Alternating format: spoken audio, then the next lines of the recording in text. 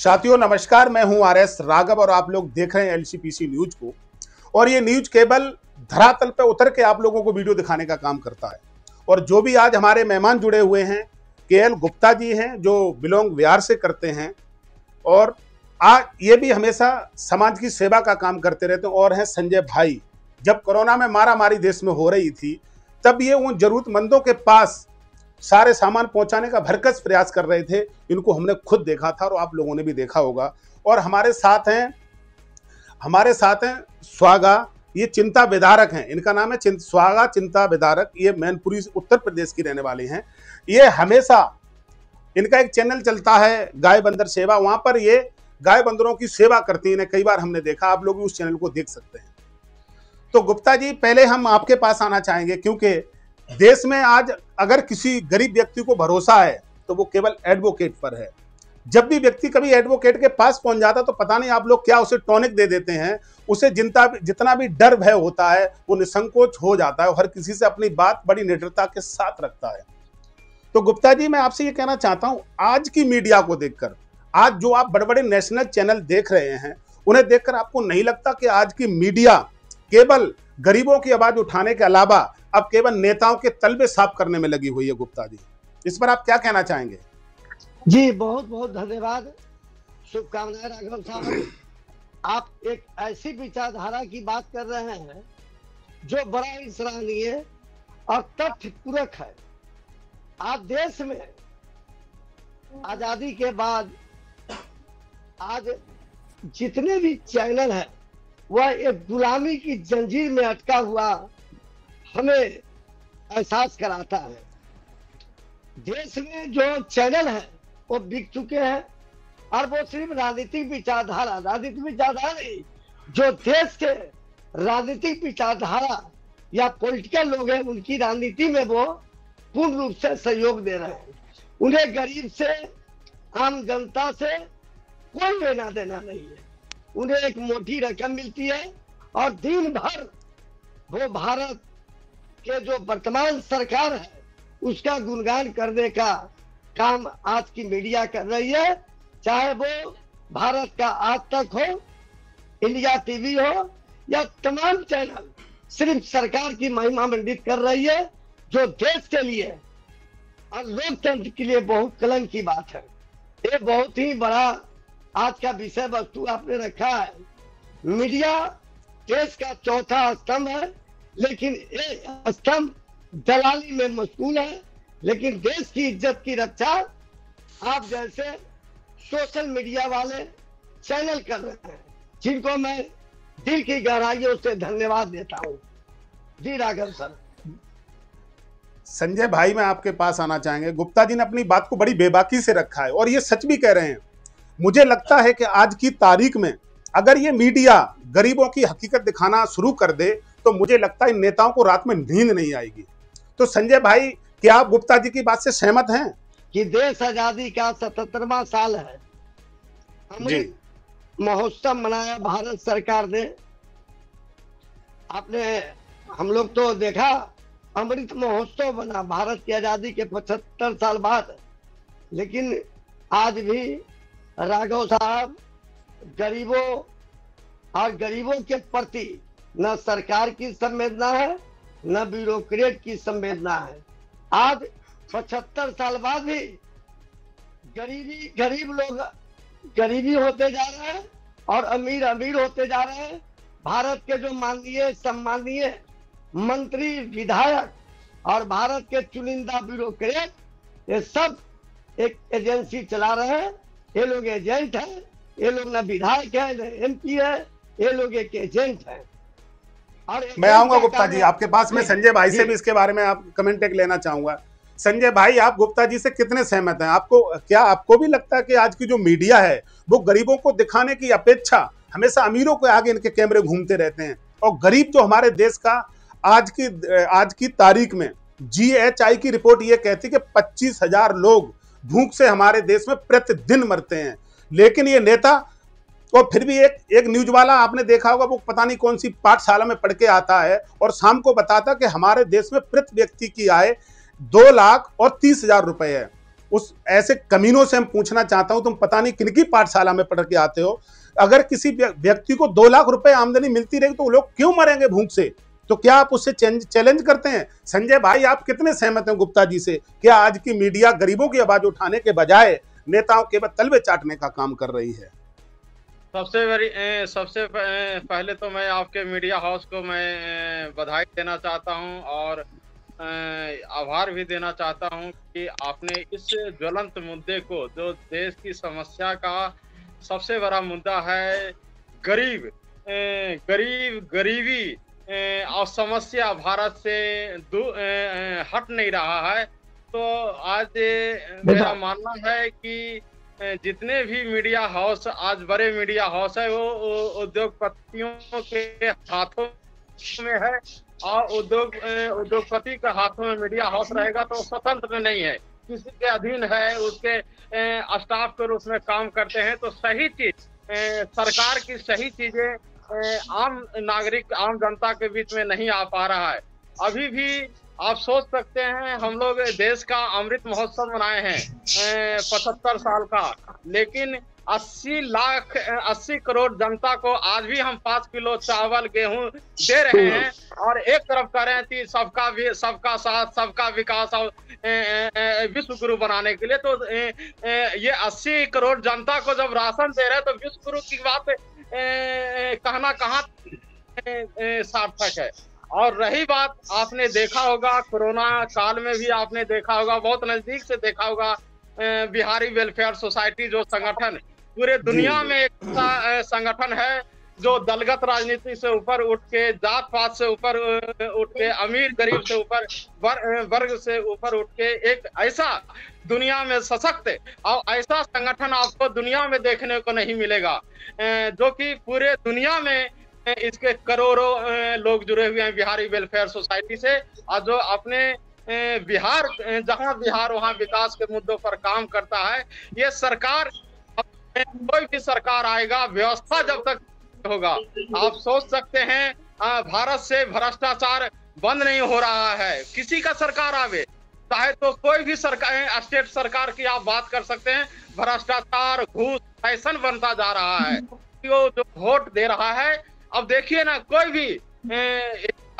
भी सरकार जब आती है ये प्रचार के दौरान, तो लिखित नहीं देता है। हम चाहते हैं कि वो लिखित दे कि आप क्या क्या करेंगे, लेकिन आज तक कोई भी मैनिफेस्टो में किसी का सिग्नेचर नहीं होता है, कोई भी नहीं। संजय भाई, मैं आपको रिमाइंड कराना चाहूंगा, ये लिखित तो बहुत कुछ देते हैं, लेकिन मुझे लगता है अगर जितनी चीजें लिख के देते हैं चुनाव लड़ने के लिए, जनता को जो वायदे करते हैं, अगर ये वायदे पूरे ना करें तो या तो इनकी संपत्ति से रिकवरी करी जाए। और आप बिल्कुल ठीक कहते हैं, भ्रष्टाचार टिकट बंटने के दिन ही शुरू हो जाता है। मैडम, मैं आपके पास आना चाहूंगा, जैसे संजय भाई ने हमारे ने कहा है अभी कि भ्रष्टाचार टिकट बंटने के उसी दिन शुरू हो जाता है जिस दिन टिकट दी जाती है। पहले लोग जब भी कोई राजनीति में जाता था तो हमारे बुजुर्ग कहते थे कि जनता देश की सेवा करने जा रहा है। आपको क्या लगता है, आज के नेता देश के सेवक हैं, देश की सेवा कर रहे हैं, या इनका कोई और दिशा में ये जाके अब इनका मोड चला गया है जो देश को ये गर्त में लेके चले जा रहे हैं? सर, मैं आपसे ये कहना चाहते हैं कि मीडिया के बारे में या किसी नेता के बारे में चर्चा करना ही हम गरीबों का बेकार है, क्योंकि ये चोर मौसेरे भाई हैं। नहीं मीडिया नेताओं के बारे में कुछ बोल सकता है और न ही नेता, क्योंकि मीडिया का बहुत बड़ा हाथ है। हमारे देश में जो गरीबी है ना, इसका बहुत बड़ा कारण मीडिया है, और उससे बड़ा भी कारण हमारे यहाँ के नेता हैं। लोग कहते हैं कि भारत की गरीबी क्यों नहीं मिट रही है। सर, हम आपको बताना चाहेंगे कि भारत की गरीबी कभी नहीं मिट सकती, क्योंकि हमारे यहाँ के जो नेता हैं वही इतने बड़े चोर हैं, और उससे बड़े जो सत्यता दिखाने का काम मीडिया करती है। लेकिन सर, हम आपको बताना चाहें, मीडिया वो कभी नहीं दिखाती जो उनके लिए दिखाना चाहिए। हम आपसे ये कहना चाहेंगे कि नेताओं के बारे में और ज्यादा क्या बोलें, कि जो विजयदशमी दशहरा पर रावण के पुतले जलाए जाते हैं, मेरा कहना यह है कि रावण से, ये आजकल के जो नेता है ना, इनसे अच्छा रावण था। रावण कई गुना ज्यादा अच्छा था। रावण त्रिलोकी की संपत्ति ला करके अपनी लंका तो में आप क्या कहना चाह रहे हो मैम, क्या कहना चाह रहे हो आप? रावण के पुतले जलाए, नेताओं को पुतले जलाए जाए क्या दशहरा वाले दिन? सर, आप तो समझदार, बिल्कुल सर, आप समझदार हैं इस पे, हम क्या बोलें। आप ये बताइए सर कि रावण क्यों नहीं अच्छा था? त्रिलोकी की संपत्ति ला करके अपनी लंका में स्थापित करता था कि मेरी शान है कि मेरी लंका में ये चीज अवेलेबल है। लेकिन हमारे यहाँ के नेता पूरी संपत्ति ले जाकर विदेशों में जमा करते हैं। तो बताइए, नेता अच्छे है कि हमारा वो लंका का रावण अच्छा था? ये गुप्ता जी बिल्कुल बात सही मैडम कह रही हैं। मैं आपसे ये चीज और जानना चाहता हूं, जो विकास संजय भाई ने एक बात और कही थी, मैं उस पर मैं एक कमेंट चाहता हूं। इन्होंने कहा था, जैसे एक पिछले जो प्रधानमंत्री थे उनका एग्जाम्पल दिया था कि जब भी गरीबों के उत्थान के लिए जब भी कोई पैसा जाता है, सरकार उस पैसे को भेजती गरीब तक पहुंचाने के लिए, तो वहां पहुंचते वो पैसा जब यहाँ से भेजा जाते हैं 1 लाख रुपए, तो गरीब तक केवल 10,000 रुपया पहुंचता है। ये केवल गरीबों, ये पैसा बीच में कहाँ जाता है? ये पैसा बीच में कहाँ जाता है? सर ये जो बात संजय भाई ने कही है बिल्कुल सही कही है, क्योंकि नेता जो भी योजना निकालते हैं ना, गरीबों के लिए योजनाएं नहीं निकालते। मैं आपको बता दें पहली बात, क्योंकि मैं उस जगह से जुड़ी हुई हूँ जहाँ पर ये सुविधाएं लोगों को मिलती हैं, लेकिन मुझे पता है कि कितने अच्छे से उनको सुविधाएं मिलती हैं। जो नेता जो भी योजनाएं निकालते केवल ये अपने लिए योजनाएं निकालते हैं, ना कि जनता के लिए योजनाएं निकालते हैं। क्योंकि आप बताइए, एक जो विधायकी लड़ता है उसके पास साइकिल नहीं होती है चलने के लिए, और जैसे ही वो विधायक बन जाता है फॉर्च्यूनर में चलने लगता है। कैसे चलने लगता है बताइए आप? एक विधायक की सैलरी कितनी होती है आप मुझे ये बताइए। 1 लाख रुपए मुश्किल से बचा पाता है अगर ईमानदारी से बचाएगा तो। सर 1 लाख मानते हैं हम उसकी, लेकिन विधायक के घर में 10 एसी लगी होंगी, उसका बिल भरने में 1 लाख रुपए चला जाएगा। बाकी फॉर्च्यूनर, बाकी ऐसी ये कहाँ से करते हैं बताइए मुझे आप। गुप्ता जी मैं आपसे ये बिल्कुल मैम जो कहना चाह रही हैं, ये स्वागा चिंता विदारक ने अभी जैसे बताया आपको, जब कोई व्यक्ति चुनाव जीतने से पहले उसकी कंडीशन कैसी होती है, चुनाव जीतने के बाद उसके पास फॉर्च्यूनर जो 60 लाख की गाड़ी वो मिल जाती है। अगर हम आज की तारीख में एक विधायक की सैलरी का आकलन करें तो वो 5 साल में 60 लाख रुपया इकट्ठा कर पाएगा, 5 साल में। लेकिन और दूसरे महीने उसके पास गाड़ी आ जाती है, तो ये गाड़ी आती कहां से? क्या सरकार को, बाकी मीडिया को दिखाई नहीं देता? ये रातों रात 1 महीने 30 दिन के अंदर ये पैसा कहां से आ गया? इनके पास कोई मशीन आ जाती है क्या जीतने के बाद? जिसके बाद सर मशीन नहीं सर, जैसा कि मैंने आपको बताया सर, एक मिनट जी सर जैसा कि मैंने आपको बताया, मशीन नहीं आ जाती है, जो योजनाएं निकाली जाती हैं उन्हीं के थ्रू इनके पास में पैसा जाता है। आप सोचिए, जैसे इन्होंने शौचालय निकाले गरीबों के लिए, इन्होंने आवास योजना निकाली गरीबों के लिए। सर आवाज आ रही है मेरी आपके पास? हाँ आ रही है। बिल्कुल आ रही है। आपका कहने का मतलब ये संजय भाई ने जैसे कहा कि ऊपर से 1 रुपया गया 10 पैसे पहुंचे, मतलब इन्होंने वो 90 पैसे अपने पास रख लिए, उसकी ये फॉर्च्यूनर इनके पास आ जाती है। गुप्ता जी आप कितने सहमत हैं? गुप्ता जी आप कितने सहमत हैं इन दोनों लोगों की बातों से? मैं बहन जी के बात से 100% सहमत हूँ। पहली बात तो है राघव साहब कि राजीव गांधी जी जो हमारे पूर्व प्रधानमंत्री थे, उनके समय और आज के समय परिवर्तन आया है, परिवर्तन आया है, इस बात को मैं ठुकरा नहीं सकता।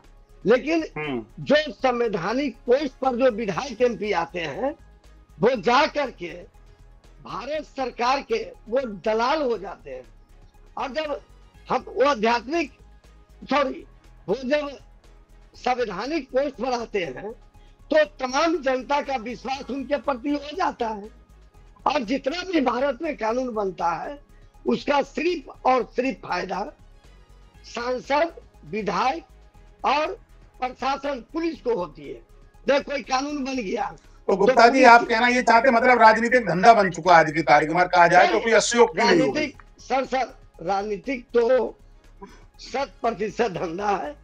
न कोई सांसद, न कोई विधायक, न कोई पार्षद शटर न उठाता है न गिराता है। अब मैडम के मुताबिक अरबपति करोड़पति बन जाता है तो एक लोकतंत्र के ऊपर एक तमाचा है। और मैडम का कहना 100% सही है। लोकतंत्र का जो विचारधारा है उसमें बदलाव आना चाहिए, और जनता सदियों से ठगा जा रहा है इस देश में।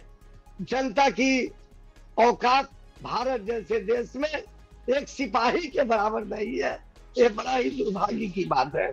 मैं मैडम के बातों से 100% सहमत हूँ। माननीय संजय भाई जी जिन्होंने बतलाया, उस समय के समय से ही बदलाव आया है, लेकिन अभी भी भ्रष्टाचार चरम पर है। और राघव जी आप जैसे पत्रकार बंधु मिलकर और दशमेश की तरह काम करेंगे तो ये देश में क्रांति आएगी।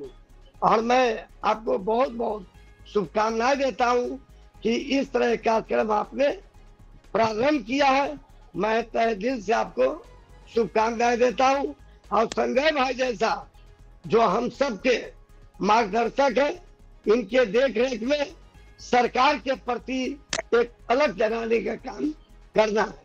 जी धन्यवाद। गुप्ता जी, सबसे बड़ी बात मुझे आपकी लोगों की ये अच्छी लग रही है, जितने हमारे पैनलिस्ट हैं, मुझे लग रहा है कि आप लोग सारे वोट देते हैं, हम लोग भी वोट देते हैं, लेकिन आप जो भी बात कह रहे हो ना, बिल्कुल जनता की नब्ज को पकड़ के आप लोग बात कर रहे हैं। आप लोग किसी पार्टी को ले ही नहीं रहे हैं। जो चोर है उसे आप चोर बताने का जो हौसला रख रहे हैं, इससे मैं बार बार सल्यूट करता हूं। जब आप जैसे लोग हैं ना, जो समाज में कुछ लोग ऐसे होते हैं कि बस चापलूसी ही करते हैं, जैसे आज के मीडिया को आपने बताया अभी, ये मीडिया ने चापलूसी कर करके गरीबों को दिखाना बंद कर दिया है। और गरीबों को दिखाना क्यों बंद कर दिया, मैं भी खुल के बोलता हूं। राघव साहब जी एक सेकंड देखिए, चैनल जो भी चलता है वो सरकार के रहमो कर्मों पर, जो सरकार से पैसे लेके उनके ऐड दिखाएगा। गुप्ता जी, अगर आपके घर पे आके हम चाय बैठ बैठ के पिएंगे तो आपकी हम बुराई नहीं कर सकते। ये क्या करते हैं, उनके जब ऐड दिखाओगे, करोड़ों रुपया ऐड के लेते तो उनके खिलाफ इनके बोलने की इनकी औकात नहीं रही है इनकी। भारत की जो जनता जनार्दन जो देवतुल है भाई साहब, वो 30 सेकंड का राजा है। वही माननीय सांसद जब आपके पैरों पर गिरता है और आप वोटिंग करते हैं, फिर उसी के दरवाजे पर जाकर आपको घंटों इंतजार करना पड़ता है। क्या इससे बड़ा बदनसीबी इस देश के लिए हो सकता है क्या? ये मैं बताता हूँ। संजय भाई, डिबेट कम मुझे लग रहा है, ये यहाँ पर भावुकता ज्यादा पैदा होती है। जैसे आप लोग जो ग्राउंड की बातें बताते हैं, इससे मुझे लग रहा है कहीं ना कहीं गला अवश्य बैठता जा रहा है। वो इसलिए कि जनता लोग मरते जा रहे हैं, जनता की वो। सर प्लीज, आप गला बैठने की बात कर रहे हो, आप उस स्तर पे नहीं हो जहाँ पर गरीब रहते हैं, जहाँ पर गरीबी दिखानी चाहिए। हम उस जगह से जुड़े हुए हैं कि आप रोने लगेंगे बैठ के। ऐसे हालातों में लोग रहते हैं और हम तो सरकार से ये कहना चाहते हैं गरीब सर। संजय, मैं आपके पास आऊंगा, संजय भाई के पास एक बार जाऊंगा, मैं आपके पास अभी आ रहा हूँ संजय भाई के बाद। संजय भाई, जो गरीब व्यक्ति एक अंगूठा दबा करके, और जो जैसे मैम ने अभी बताया, साइकिल पे चलने वाले नेता को प्लेन मॉडल लायक बना देती है जो जनता, लेकिन वही जनता 5 साल तक जब दर दर भटकती है, जैसे गुप्ता जी ने अभी बताया कि पहले नेता 5 दिन रहता जनता के बीच में और फिर 5 साल तक उसी जनता को अपने पैरों में रखता है। ऐसे नेताओं के लिए आप क्या कहना चाहेंगे भाई संजय भाई जी? देखिए राघव जी, हमारा जो जनप्रतिनिधि है वो मैनेजर है ना, उसका जो पद है मैनेजर का, कोई भी विधायक, सांसद या जिला परिषद सदस्य बनता तो वो हमारा व्यवस्था का मैनेजर है, लेकिन वो मालिक बन बैठा है ना। अब जहां हम सर बोलेंगे, है ना, विधायक को हम सर बोलेंगे तो वो सर हमारा विदेशी कल्चर है ना। तो हमारा ये कहना है कि ये सर प्रथा को हटाना होगा और जहां वो मालिक बना है उसे बताना पड़ेगा कि आप मैनेजर हैं, हमारे व्यवस्था का आप मैनेजर हैं, आप वो व्यवस्था में आप देखते हैं, उसको देख रेख करना है। लेकिन जहां वो कि हमारा जनप्रतिनिधि मालिक बन बैठेगा तो देश का यही हर्ष होगा। आप सोच रहे हैं, आप जब हमारा भारत सरकार का बजट होता है तो एक मयाती में लाख करोड़, लेकिन वो पैसा कहाँ जाता है आज तक हमें पता ही नहीं चला है। अरे भाई, भारत के आम वो पैसा वहीं जा तो रहा है, जैसे अभी आप बता रहे 10 रुपए जा रहे हैं, 90 रुपए तो वहीं चले गए। वो पैसा जा कहाँ रहा, जा ही नहीं रहा है। सारा पैसा वहीं आ रहा है उन नेताओं के पास घूम घूम के। संजय भाई, नेताओं को दिखाई नहीं देता क्या, ये जो जनता बाहर रहती है, नेताओं की आंखें क्या बंद हो जाती क्या चुनाव जीतने के बाद? इन्हें दिखाई नहीं देती कि जनता हॉस्पिटल के अंदर कम, हॉस्पिटल के बाहर ज्यादा पड़ी हुई है इलाज के लिए? अरे भाई, वो जो गर्मी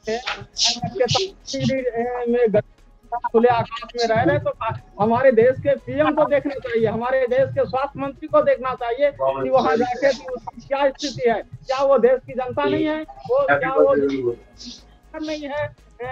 ये इसका इस समस्या का समाधान कौन करेगा? मैम, मैं स्वागत चिंता विधारक के पास आना चाहता हूं। मैम, ये आप बताइए, जो ये नेता हैं, क्या आपको नहीं लगता हमारे देश का उद्धार इस 50 ग्राम जो 5-5 किलो आटा देते हैं, एक दिन का 60 ग्राम वो पड़ता है। आटा भी नहीं देते हैं ये, कभी गेहूं देते हैं, कभी चावल देते हैं, लेकिन चावल वो देते हैं जो अपने घर में ये कुत्तों को भी नहीं खिलाते होंगे, मुझे जहां तक लग रहा है, लोग जैसा बताते हैं। वो चावल हमारे देशों गरीबों के लोगों को इन्होंने दे रखे हैं, जबकि आज की तारीख में हमारे देश में संजय भाई और जितने हमारे पैनलिस्ट सबको मैं बताना चाहता हूं गुप्ता जी, आज की डेट में हमारे देश में 130 करोड़ सरकारी नौकरियां हैं और हमारे देश में 97,814 गांव हैं। अगर इसे हम डिस्ट्रीब्यूट करते हैं तो एक गांव में 132 से 33 सरकारी नौकर होने चाहिए, लेकिन मैंने कई गांव ऐसे देखे हैं जिनमें सरकारी नौकर नहीं है, लोग 2-2 वक्त की रोटी के लिए मोहताज बने हुए हैं। मैं सरकार से ये 5-5 किलो गेहूं लेने की अपेक्षा, अगर इनसे हम कहें कि सेम समान शिक्षा और समान स्वास्थ्य होना चाहिए, विद्यालय ऐसे देश में बनाओ जिसमें नेता का भी बच्चा पढ़े, उसमें रिक्शे वाला का भी पढ़े, स्वास्थ्य व्यवस्था ऐसी होनी चाहिए जिसमें एक मंत्री भी इलाज कराने जाए और एक रिक्शा चलाने वाला भी जाए।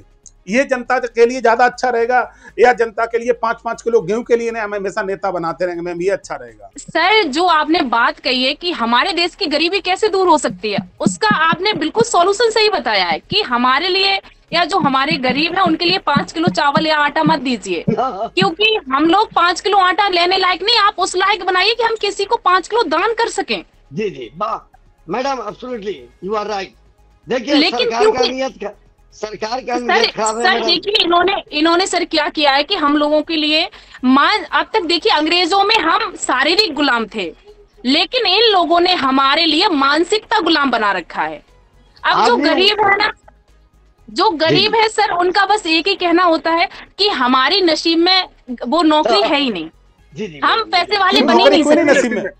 नहीं, नौकरी क्यों नहीं, ये बताओ। आजकल एक ऑफिस होता है, उसमें एक अधिकारी होता है, झाड़ू लगाने वाले 4 लोग होते हैं, पानी पिलाने वाला होता है, चाय वाला देने वाला होता है। तो चाय देने के लिए क्या उसे आईपीएस की वो एग्जाम पास करना पड़ेगा क्या? सर इसका इतना बड़ा फंडा है कि अगर हम आपको बताएंगे तो शायद है कि आप भी सोचेंगे, क्योंकि जो नौकरियां निकलती हैं ना, वो इनके जो यहाँ के विधायक या सांसद होते हैं ना, उनकी कैटेगरी के अनुसार ही वो नौकरियां मिलती हैं। जो उनके चमचे हैं ना, उन्हीं के चेला चकाड़ों के लिए नौकरी मिलेंगी। बाकी गरीब के लिए चाहे कितना भी इंटेलिजेंट बच्चा हो, उसके लिए फेलियर दिखा करके फेल कर दिया जाएगा। और जो इनके चेला चकाड़े होते हैं ना, चमचा, वो पैसे दे करके वही नौकरी हासिल कर लेते हैं। और इनका मैं फंडा आपको बताऊं कि अगर कोई विधायक यूपी का है तो उसका फंडा बिहार के बच्चों से चलेगा।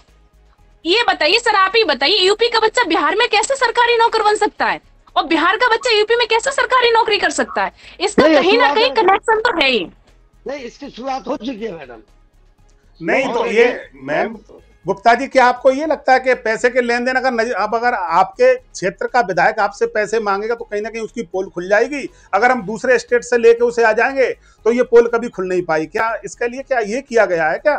जब हमारे घर के बगल में एक गरीब व्यक्ति है, हमारे घर के बगल में एक ऐसा योग्य व्यक्ति है जिसे अपने पास हम नौकरी दे सकते हैं सरकारी, लेकिन फिर हम स्टेट क्यों क्रॉस कर जाते हैं जो वहां से उसे लेके आते हैं? उसका क्या कारण हो सकता है गुप्ता जी? देखिए सर, एक भारत सरकार के जो एक मंत्रिमंडल का फैसला हुआ, उसमें क्या हुआ कि जैसे रीजनल नौकरी होती थी, बिहार के लोग बिहार में नौकरी करेगा, यूपी के लोग यूपी में, तो उससे बहुत सारी पैरवियां होती थी, समझिए।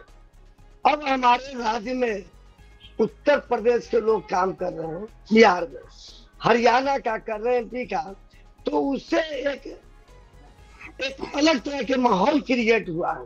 लेकिन उसके पहले मैं बताना चाहता हूँ राघव भाई, ये तो एक अलग बात है, जिस तरह से चुनाव आता है, 5 पार्टी के लोग खड़ा होते हैं, उसमें हम लोग ये फैसला करते हैं कि सबसे कम बुरा कौन विधायक है, कौन एमपी है, उसको हम लोग वोटिंग करते हैं। समझिए, एक बहुत बड़ी बात बतला रहा हूं।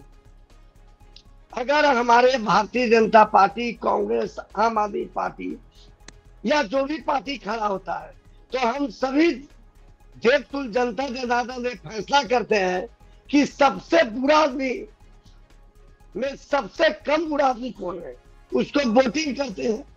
लेकिन है वो उसी बुराई के मामले में अव्वल दर्जे का, जिता दिया, फिर वो एक सरकार बन जाती है। अब बनने के बाद फिर खरीद फरोख्त होता है रोड में, सभी जगह, जैसा कि आप भी उस बात से सहमत है, संजय भाई भी तो पूरे तरीके से इस बात को बताते हैं, सुहागा मैडम भी बतलाती है। उसी तरह से जब हम भारत सरकार में एक यूपीएससी के परीक्षा करवाते हैं, उसमें सबसे सर्वोच्च और सर्वोत्तम छात्र को हम लोग सेलेक्ट करते हैं। तो राजनीतिक एक दलदल है, राजनीतिक किसी का खून करके, किसी को बर्बाद करके एक लोग नेता बनता है, तो देश में न गरीबी हटा सकता है, न गरीबों के कल्याण कर सकता है। एक आदमी के घर में 10 परिवार है, क्या 5 किलो गेहूं, सड़ा हुआ गेहूं, मैडम ने बोला वो गेहूं आप नहीं ले सकते, चिड़िया भी नहीं खा सकती है। तो सरकार की नियत अनियति में दोष है, चाहे वो पिछली सरकार हो, वर्तमान सरकार हो, इनका एक ही काम है, अपना व्यापार को आगे बढ़ाना, अपने परिवार को आगे बढ़ाना, अपने बच्चों को आगे बढ़ाना। हम सब हमेशा ठगे जाते हैं और ये परंपरा बिल्कुल ये रोक नहीं लगी तो आने वाले कल अंग्रेज के शासन से भी दुभर शासन होगा। अंग्रेज के जमाने में जो व्यवस्था थी, उस व्यवस्था से बदतर व्यवस्था आज के लोकतंत्र में है। राघव भाई, मैडम, आज एक थाने में जाकर आप बोल नहीं सकते हैं, तो बहुत ही बुरी स्थिति है। भ्रष्टाचार चरम पर है। हिंदुत्व के नाम पर हम सभी भारत में प्रधानमंत्री, गृह मंत्री बना रखा है, लेकिन इसका फायदा एक भी गरीबों को नहीं हो रहा है। और मैं बहुत बड़ा जाति विरोधी हूँ। जब सड़कों पर निकलता हूँ, जाति विशेष के उप मुख्यमंत्री हो, मुख्यमंत्री हो, मैं कन्वर्सेशन में, वार्तालाप में मैं बोलता हूँ कि आपकी ये तरक्की नहीं है जब तक कि आपके जात के लोग रिक्शा चला रहे हैं, आप उपमंत्री होकर के कुछ नहीं कर सकते हैं। तो ये मेरा गुप्ता जी आपकी बात से बिल्कुल सहमत है, आपको सब लोग सुन भी रहे हैं। संजय भाई, मैं आपसे ये कहना चाहता हूँ, नेता को जब एक गरीब व्यक्ति अंगूठा दबा के उसे सब लायक बना देते, एक नालायक को, मैं कहता हूँ ये निकम्मे को, एक नालायक व्यक्ति को जिसकी औकात नहीं होती साइकिल खरीदने की, वो नेता बनने के बाद प्लेन में चलता है, और जो व्यक्ति उसे प्लेन में चलने लायक बनाता उसकी दुर्दशा होती रहती, तो क्या उस व्यक्ति की कहीं बिल्कुल गलती नहीं है जो तुम एक ऐसे लुटेरे व्यक्ति को भेजते हो अपना प्रतिनिधि बना करके कि हमारी आवाज वहां जाके रखना? तो ये क्या इन्हें जागरूक होने की जरूरत नहीं है क्या? जब वो आपके पास वोट मांगने के लिए आता है तो आप उससे कुछ नहीं कहते। आप राघव साहब जी जी, ये जात पात में बढ़े हुए हैं, जात पात में बटे हुए हैं, इनको साड़ी चाहिए, कपड़ा चाहिए, रोड चाहिए, पानी चाहिए, बस प्याज चाहिए। देखिए नहीं तो ये देनी पड़ेंगे ना, ये सुविधाएं, ये तो मूलभूत सुविधाएं देनी पड़ेंगी, हमारा अधिकार है ये। अभी संजय भाई का एक वाक्य है, मैं अभी याद दिला रहा हूँ।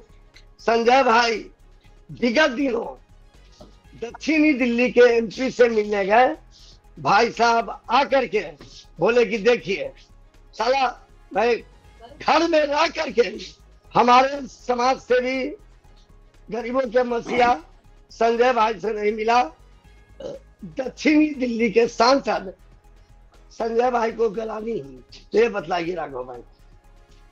नहीं तो ये संजय भाई, आप हमेशा जनता के बीच में रहते हैं और आप उस तबके की नब्ज आप पकड़ना चाहते हैं जो सबसे दबा कुचला है, जो आप बड़ी निर्भीकता के साथ सारे पैनलिस्ट जो अपनी अपनी बातों को रख रहे हैं। ऐसे आपने कभी किसी टीवी शो में नहीं देखा होगा, सारे चापलूस हैं, सारे अपनी पार्टियों को कहीं ना कहीं प्रोटेक्शन देने के लिए ही अपने वक्तव्य को रखते हैं। आप लोग जो बात अभी आप जो भी रखना चाह रहे हैं, सारे लोग बिल्कुल बड़ी शालीनता के साथ उन गरीबों को देखते हुए रख रहे हैं। संजय भाई, इस गरीब को ये कैसे इन्हें पता चलेगा कि हमारे वोट में इतनी बड़ी ताकत है? और संजय भाई, मैं सच बता रहा हूं, अगर ये नेता देश के अगर 5 साल तक देश को लूटना बंद कर दें, जितना ये गरीबों के लिए बजट आता है, अगर पूरा का पूरा बजट लगा दें, तो 5 साल के अंदर देश में गरीब आप ढूंढ नहीं सकते। एक देश का जब पीएम कहीं पर जाता है तो उसके 10 मिनट की उसकी विजिट के लिए करोड़ों रुपया फूंक दिया जाता है, जिसमें एक गांव स्वर्ग बन सकता है। तो एक प्रधानमंत्री कितनी मीटिंगें करता है, उसके बावजूद ही हम जागरूक नहीं होते हैं, उन्हीं लुटेरों को ही बार बार सरकार देते जा रहे हैं। तो इसके लिए आप क्या कहना चाहेंगे? जनता कब जागेगी और कब अपने हक के लिए नेताओं से बोलेगी? ये नेता तो चाहते हैं बस आप वोटर ही बने रहो और हम राजा हैं। तो जैसे अभी आपने कहा था मैनेजर नहीं, ये मालिक बनना चाहते हैं और हकीकत में ये मालिक बने हुए हैं। तो संजय भाई क्या कहेंगे आप इन वोटरों को कैसे समझाया जाएगा? इन गरीबों को हम कैसे समझाएंगे कि आप छोटे से लालच को छोड़ करके और इनसे ले भी लो। जब ये 5 साल तुम्हें लूटते हैं तब एक दिन ये तुम्हारे पास आएंगे, इनसे ले लो जो भी ये लालच दे रहे हैं, और लेकिन बटन ऐसा दबाओ जो ये बेहोश हो जाएं और ये उठे नहीं 10 दिन तक। मुझे लग रहा है संजय भाई के नेटवर्क में कोई प्रॉब्लम है। मैं स्वागत मैम के पास आना चाहूंगा। मैम कैसे लगाया जाए इन गरीबों को? सर ये तो मैं आपके लिए बिल्कुल बता रही कि एक ना एक दिन ये जनता जागरूक होगी और इन नेताओं को अवश्य सबक सिखाएगी। और हम तो ये कहते हैं कि आप लोग जागरूक होइए। जब भी नेता आपके घर पे, क्षेत्र की जनता क्या पूछती है? आपके क्षेत्र की जो जनता है, जब आपके क्षेत्र में कोई सांसद, विधायक, प्रधान आता है तो आपके क्षेत्र की जनता ने कभी वोट मांगते समय उससे ये बोला कि तुमने कब टेबल ठोक करके और बोला है कि हमारे क्षेत्र के इतने लोग नौकरी में लगने चाहिए? कब तक आप लोग जाति के ऊपर वोट देते रहोगे? काम के ऊपर वोट देना कब शुरू करोगे? जब तक आप इनसे सवाल नहीं पूछोगे तब तक जनता का ऐसा ही शोषण करेंगे और इन्हें हम मौका देते जा रहे हैं। और मैं बता रहा हूं, अगर आज की पीढ़ी इनसे नहीं पूछेगी तो हमारी आने वाली पीढ़ियां हमें कोसेंगी कि हमारे बाप दादे भी इसी गुलामी में मर गए और ये नेता पता नहीं कहां से कहां पहुंच जाएंगे। इनका तो कोई ठिकाना नहीं। सबके स्विस बैंक में अकाउंट बताते थे ये लोग, और अब सत्ता में आ गए तो सारे हरिश्चंद्र हो जाते हैं ये। सर मैं आपसे ये कहना चाहते हैं कि जो भी हमारी जनता जनार्दन है उनसे हम ये कहना चाहते हैं कि जब भी आपकी गली में, आपके घर में विधायक या सांसद वोट मांगने आए तो उनसे सवाल करिए खुल के कि हम आपको वोट जब देंगे कि आप बताइए हमारे लिए संसद में नौकरी के लिए डिमांड करेंगे या नहीं। हमारे लिए राशन नहीं चाहिए आपसे, हमारे लिए शौचालय नहीं चाहिए आपसे, लेकिन हमारा जो हक है वो हमारे लिए चाहिए। जिस दिन हमारी जनता ये जागरूक हो जाएगी उस दिन नेताओं की अकल ठिकाने लग जाएगी। सर बस ये कि हमारी जनता को थोड़ा समय लग रहा है। लोगों से मैं ये विनती करना चाहूंगा कि इस देश की जनता के लिए, आप सभी लोग समाज के लिए जो काम कर रहे हैं उससे मैं बहुत ही ज्यादा प्रभावित हूं और मैं चाहता हूं आप लोग समाज को ऐसे ही जगाते रहिए। लेकिन जब हमेशा जगाएंगे तो ये समाज एक दिन जरूर जागेगा। जिस दिन इन्हें अपने वोट की कीमत का पता लग जाएगा उस दिन ये जरूर इन नेताओं से आंखों में आंखें डाल के सवाल करेंगे। और आप लोग जनता के बीच में जाते रहिए, जो पीड़ित लोग हैं उनके वीडियो फोटो कलेक्ट करके उन्हें जागरूक करते रहिए। और चैनल पर आपको फिर हम जल्दी ही आमंत्रित करेंगे। आप लोगों का इस LCPC न्यूज में जुड़ने के लिए बहुत बहुत धन्यवाद, बहुत बहुत आभार।